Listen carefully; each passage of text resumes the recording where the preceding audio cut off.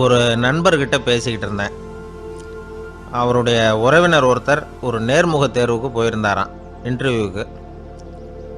ரொம்பவும் பொறுப்பாகவும் கவனமாகவும் செயல்பட வேண்டிய பதவிக்கான நேர்காணல் அது. இவர் எழுத்து தேர்வில் ஏராளமான மதிப்பெண்கள் வாங்கிவிட்டார். அதனால் அதை பற்றி கவலை இல்லை. இப்போ நேர்முக தேர்வில் தேர்வு பெறணும். ஏராளமான சான்றிதழ்கள் வச்சிருந்தார். நேர்காணலில் கேட்கப்பட்ட எல்லா கேள்விகளுக்கும் சரியான பதிலை தான் சொன்னார். இருந்தாலும் பாருங்கள், அந்த நேர்முக தேர்வில் அவர் தேர்ந்தெடுக்கப்படலை. என்ன காரணம் அப்படின்னு பின்னாடி விசாரித்தப்போ தான் விவரம் தெரிஞ்சுதான். அது என்ன ஆயிருக்குதுன்னா, அந்த நேர்காணலின் போது இவர் நடந்துக்கிட்ட முறையில் சில தவறுகள் நடந்து போச்சான். முக்கியமாக 2 தவறுகள். ஒன்று, அவங்க ஒரு கேள்வியை கேட்டு முடிக்கிறதுக்குள்ளேயே இவர் பதில் சொல்ல ஆரம்பிச்சுட்டாராம். ரெண்டாவது என்னென்னா, இவர் நாற்காலியில் தாராளமாக இயல்பாக சாஞ்சி உட்காராம நாற்காலி முனையில் உட்காந்துருந்தாராம். இந்த 2 விதமான செயல்பாடுகளும் இவர் அவசரப்படுறவர், பதற்றப்படுறவர் அப்படிங்கிறதுக்கான அடையாளங்கள். அதாவது கேள்வியை கேட்டு முடிக்கிறதுக்குள்ளேயே முந்திக்கிட்டு பதில் சொல்கிறது. ரெண்டாவது, நாற்காலியில் இயல்பாக தாராளமாக உட்காராம நாற்காலி முனையில் உட்கார்றது. பார்க்க போகிற வேலைக்கு அவசரம், பதற்றம் இது 2 இருக்கக்கூடாதான். அதனால் மார்க் இருந்தும் சர்டிஃபிகேட் இருந்தும் அந்த வேலை வாய்ப்பு அவருக்கு கிடைக்கல. வேலை கொடுக்குறவங்க நம்மக்கிட்ட இருந்து என்ன தான் எதிர்பார்க்குறாங்க, இதை தெரிஞ்சு வச்சுக்கிறது நல்லது.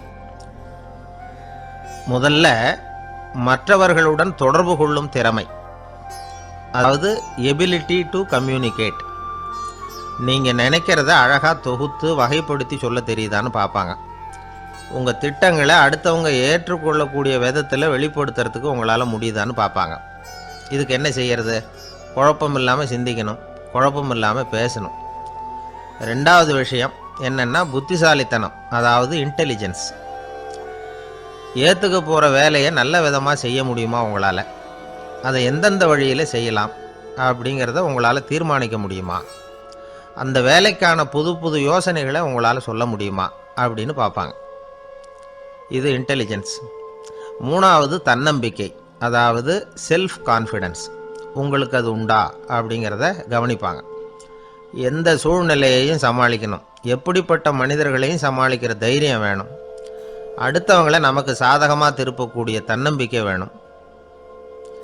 நாலாவது, பொறுப்புகளை முன்வந்து ஏற்றுக்கொள்ளுதல், வில்லிங்னஸ் டு அக்செப்ட் ரெஸ்பான்சிபிலிட்டி.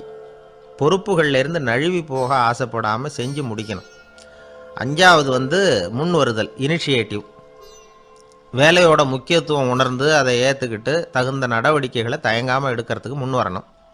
ஆறாவது என்னன்னு கேட்டிங்கன்னா தலைமைத்துவம், லீடர்ஷிப். 4 பேருக்கு தலைமை தாங்கி நல்ல விதத்தில் நடந்துக்க தெரியுதா.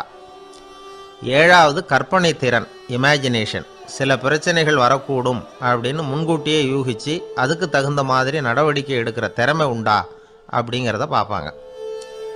எட்டாவது என்னென்னா வளைந்து கொடுத்தல், ஃப்ளெக்சிபிலிட்டி. சூழ்நிலைக்கு தகுந்த மாதிரி, மாற்றங்களுக்கு தகுந்த மாதிரி அனுசரித்து நடந்துக்கிறதுக்கு தெரியுதா அவங்களுக்கு அப்படிங்கிறத கவனிப்பாங்க. அடுத்தது திறமைகளை வெளிக்கொணரும் திறமை, இன்டர்பர்சனல் ஸ்கில்ஸ்.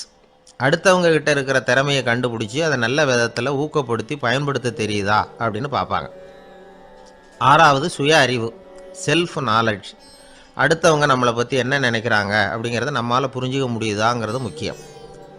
அடுத்தது போட்டி மனப்பான்மை, காம்படிட்டிவ்னஸ். அடுத்தவங்களை ஒப்பிட்டு பார்த்து அதை விட ஒரு படி மேலே வரணுங்கிற குணம் வேணும். இதுக்கு அடுத்தது என்னென்னா குறிக்கோளை வெல்லுதல், கோல் அச்சீவ்மெண்ட். குறிக்கோளை சவாலாக எடுத்துக்கிட்டு அதை அடையணும்.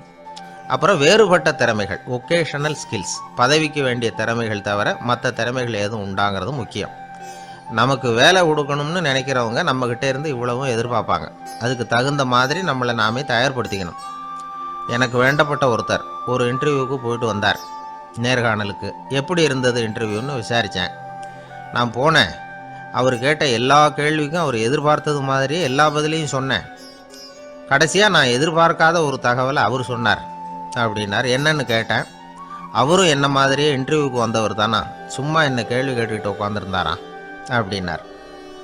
அதனால் ஒரு நேர்காணலுக்கு போகிறதுக்கு முன்னாடி என்ன எதிர்பார்க்குறாங்க அப்படிங்கிறத தெரிஞ்சுக்கிட்டு போனால் வெற்றி நிச்சயம்.